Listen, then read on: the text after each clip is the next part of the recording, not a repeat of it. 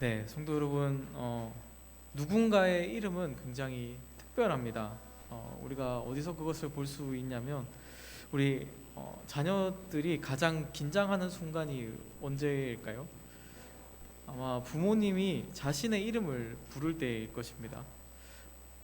부모님이 낮은 목소리로 자신의 이름을 부르면 긴장부터 하게 됩니다. 그것도 성까지 붙여서 부를 때 긴장하고 내가 뭐 잘못한 게 없나 다시 생각하게 됩니다. 우리처럼 이름은 굉장히 특별한 것 같습니다. 왜 이렇게 특별하냐면 이름은 우리가 매일 듣고 그리고 가장 많이 듣는 단어가 아닐까 합니다. 그래서 이름은 굉장히 특별합니다.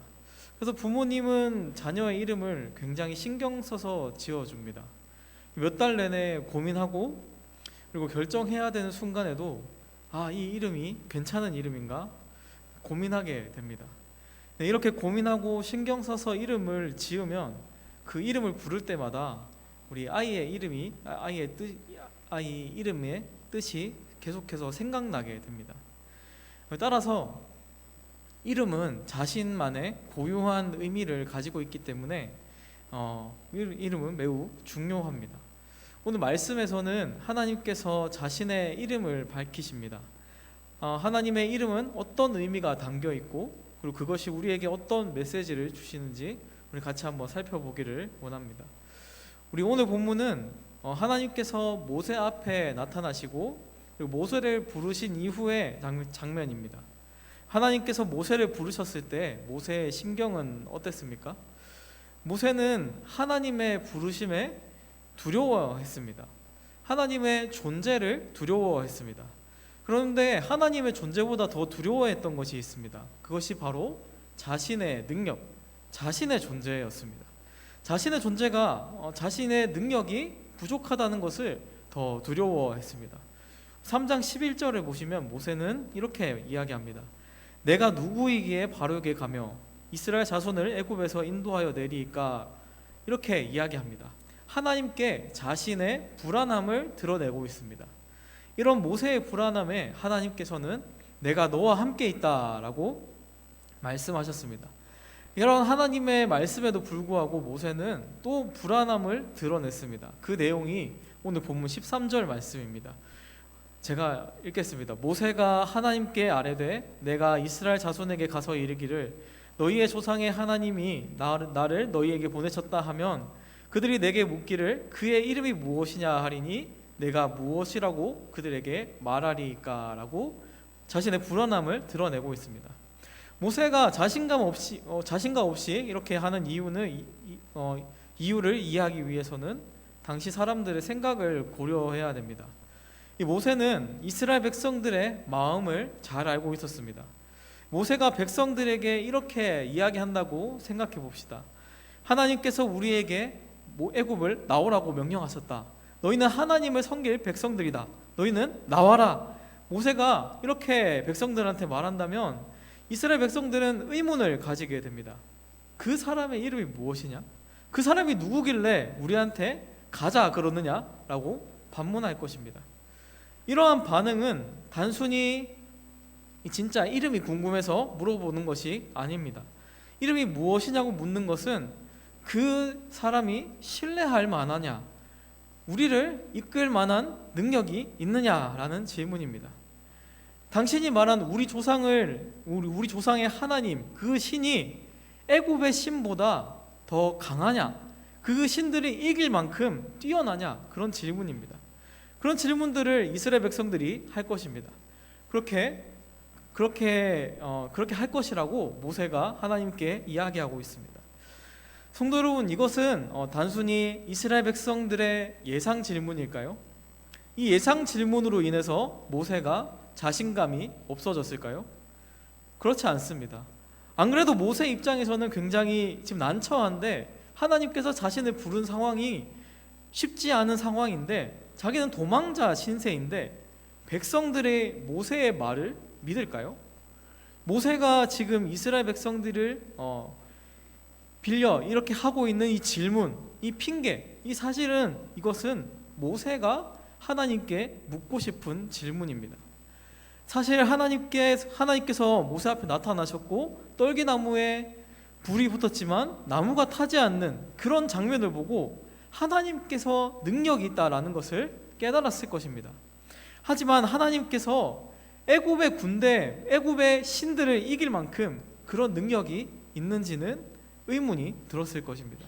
사실상 모세는 이스라엘 백성들의 질문을 핑계로 자신이 믿지 못한 부분을 하나님께 말씀드리고 고백하고 있는 부분입니다. 하나님의 능력을 보여달라고, 하나님 도대체 어떤 분이냐고 질문한 것이죠. 모세의 의문이 당신의 이름은 무엇입니까? 라는 그런 질문 안에 모세의 의문이 포함되어 있는 것입니다. 그래서 그 당시의 이름을 묻는 것은 굉장히 많은 의미를 포함하고 있습니다. 종교, 그리고 신분, 재산 등을 알 수 있습니다. 하지만 그 이름을 묻는 대상이 하나님이라면, 사람이 아니라 신이라면 그 의미는 사람의 이름과 조금 다릅니다. 고대 근동에서 신의 이름을 묻는 것은 그 신이 가진 능력, 그것을 묻는 거나 마찬가지입니다. 신의 이름이 얼마나 강한지, 인간에게 유익을 주는 신인지 말해주는 표시입니다. 이런 모세의 질문에 하나님께서는 어떻게 대답하셨습니까? 나는 스스로 있는 자라고 말씀하셨습니다. 하나님은 스스로 있는 자이십니다. 이것이 모세에게 어떻게 다가왔겠습니까? 모세에게는 굉장히 충격적인 말이었을 것입니다. 당시에 모세가 알고 있는 모든 신들은 그 어떤 신도 스스로 나온 존재가 없습니다. 이들 중에 태양신은 태양이 있어야 존재할 수 있는 신이죠. 이처럼 자연에 빗대어 붙여진 이름이 굉장히 많았습니다. 하지만 하나님께서는 자신을 스스로 있는 자라고 밝히셨습니다. 다른 어떤 피조물로 인해 이름이 붙여지지 않으셨습니다. 또 다른 어떤 신을 통해서도 나오지 않으셨습니다. 우리 하나님은 스스로 계신 분입니다. 다른 신과 관계가 없으십니다. 스스로 있으신 이 하나님의 또 다른 의미는 그 어떤 것도 부족하지 않다는 것입니다. 하나님께서 스스로 있는 자이기 때문에 그 어떤 것도 필요로 하지 않으십니다. 하나님께서 모세가 필요해서 부르지 않으셨습니다. 모세 밖에 이스라엘 백성들을 구해낼, 그리고 구출시킬 사람이 없었기 때문에 모세를 선택하여 부르신 것이 아닙니다.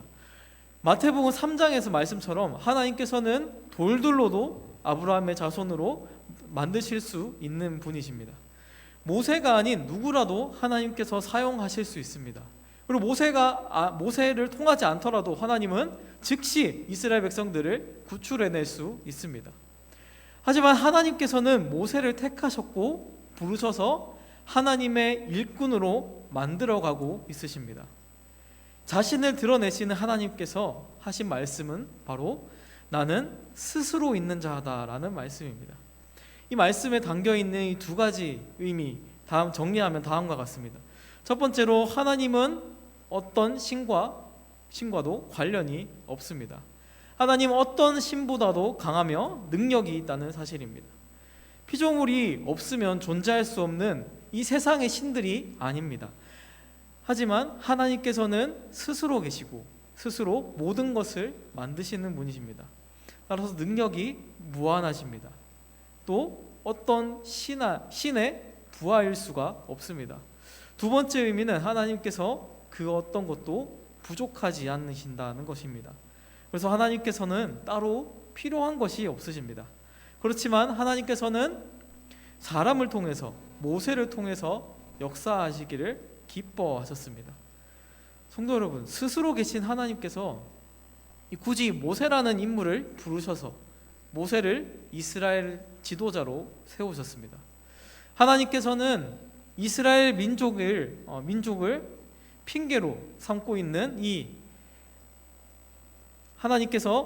모세가 이스라엘 백성들의 질문을 핑계 삼고 있다는 것을 하나님께서 너무 잘 알고 계셨습니다. 그래서 하나님께서는 모세를 향해 먼저 하나님께서 어떤 분이신지 말씀하셨습니다. 내가 이런 존재야 라고 하나님께서 말씀하셨습니다. 그리고 이 말씀을 하신 후에 이스라엘 백성들에게 이렇게 전해라 라고 말씀하셨습니다. 하나님께서는 모세를 어떻게 이끌어 가십니까? 불안해하고 희망이 없어하고 그렇게 생각하는 이 80세 노인 모세는 하나님께서 어떻게 만들어 가셨습니까? 바로 하나님 자신이 누구인지 말씀하심으로 이끌어 가셨습니다. 내가 누구이기에 저들을 이끌어내어 애굽 땅에서 이끌어낼까? 내가 누구이기에 애굽 땅에서 저들을 이끌어내어 하나님께 예배드리는 자들로 이끌어갈 수 있을까? 나는 나그네일 뿐인데, 나는 도망자고 늙은이밖에 되지 않는데 내가 어떻게 그런 걸 할 수 있을까라고 생각하는 모세에게 하나님께서는 자신이 어떠한 존재인지 먼저 모세에게 드러내셨습니다.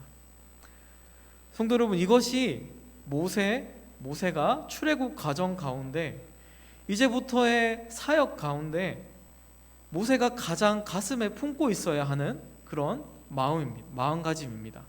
그런 하나님을 향한 지식입니다. 아무것도 부족한 것이 없는 하나님이란 그 사실로 인해서 모세는 하나님께 감사해야 합니다. 하나님께서 그 어떤 것도 부족하지 않고 하나님께서 그 어떤 것도 필요로 하지 않는 나는 그 사실 때문에 모세는 감사해야 됩니다. 아무것도 부족한 것이 없으시지만 하나님께서는 모세를 불러 세우시고 모세를 사용하셨기 때문입니다. 하나님께서는 모든 신들을 이기시는 분, 하나님께서는 능력 있으신 분이라는 그 사실로 인해서 모세는 감사해야 됩니다. 어떤 것도 의지하지 않음에도 불구하고, 어떤 신에 의지하지 않음에도 불구하고 하나님은 스스로 계십니다. 그 하나님께서 가장 강하신 분이십니다. 그리고 우리는 애굽에 얼마나 많은 신이 있다고 하더라도 하나님 앞에서는 아무것도 아니라는 그 사실을 우리는 알고 있습니다. 우리는 그 모든 신들을 하나님께서 이기셨다는 하나님의 역사하심을 성경을 통해서 우리는 바라보았습니다. 그 강하신 하나님께서 모세와 함께 하신다는 그 약속을 하나님께서 주셨습니다. 하나님께서 함께 하시기에 모세는 하나님께 감사해야 합니다. 이처럼 우리는 하나님의 어떠하심으로 인해서 하나님이 어떤 분이심을 아는 것을 통하여서 우리는 하나님께 감사해야 합니다. 이처럼 모세와 이스라엘 백성에게 가장 중요한 가치는 바로 하나님을 바로 아는 것입니다. 하나님께서는 스스로 계십니다.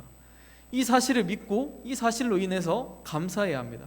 그리고 또한 이 사실을 붙잡고 나아가야 했습니다. 하지만 이스라엘 백성들은 어떻게 했습니까? 광야 가운데 가나안 백성들이 가나안 땅으로 광야 가운데서 가나안 땅으로 갈 때 젖과 꿀이 흐르는 그 땅으로 가는 과정에서 하나님이 어떤 분인지 그들은 생각하지 않았습니다. 하나님이 스스로 계신 분이라는 그 인식을 그들은 잊어버렸습니다. 그로 인해서 하나님께서 어떠한 분임으로 인해서 하나님을 믿고 의지하는 것이 아니라 내 상황에 내가 처해 있는 이 상황으로 인해서 불만하고 불평하고 그런 마음이 이들을 사로잡았습니다. 성도 여러분, 하나님을 아는 일을 우리는 게을리하지 말아야 됩니다. 하나님을 아는 것은 우리의 삶의 가장 중요한 가치임을 기억하시길 바랍니다. 이것을 놓치면 우리의 마음은 우리 불평과 불만이 가득하게 됩니다. 어떠한 환경에서도 스스로 계신 하나님께서 나와 함께 하신다는 그 사실을 우리는 믿으며 나아가기를 소망합니다. 하나님의 이름은 스스로 계시는 하나님이십니다. 우리 하나님께 부르짖을 때, 우리 기도할 때마다 하나님께 부르짖을 때, 우리가 매일의 일상에서 하나님을 찾을 때 우리 하나님을 기억하시기 바랍니다. 스스로 계시는 하나님을 떠올리시기를 바랍니다. 아무것도 부족한 게 없으시지만 모세를 부르셨던 하나님께서 나를 사용하신다는, 하나님께서 나를 사랑하사 나를 택하셔서 나를 자녀 삼으셨다는 그 사실에 우리는 감사해야 합니다. 우리 하나님의 이름을 부를 때마다, 하나님의 그 이름을 떠오를 때마다 우리 그렇게 고백해야 됩니다. 우리 점점 나아가서 우리 하나님이 어떤 분이신지 우리가 점점 더 깨닫기를 소망합니다. 하나님을 아는 지식이 점점 더 더해질 때, 점점 더 많아질 때 하나님과의 관계가 깊어질 줄 믿습니다. 또한 점점 더 하나님을 신뢰하고 그리고 하나님을 사랑하게 될 줄 믿습니다. 하나님과의 이 경험이, 하나님과의 이 사랑이 하나님을 더욱더 경험할 때 우리가 고백하는 이 하나님이 정말 어떤 분인지, 내가 계속해서 신앙이 더욱더 쌓여감에 있어서 점점 더 하나님이 어떤 분인지 깨달을 때, 우리 하나님이라는 고백, 하나님의 이름을 고백할 때 우리의 그 하나님의 고백이, 하나님의 이름을 고백하는 그 고백이 정말 소중한, 귀중한 고백이 될 줄 믿습니다. 이렇게 하나님을 아는 지식이 더해지고 하나님을 아는 지식으로 위로를 얻으며 그 위로를 내 주변인들에게 흘러가게 하는 우린 그런 역사가 있기를, 우리 모두에게 있기를 소망합니다. 같이 기도하겠습니다.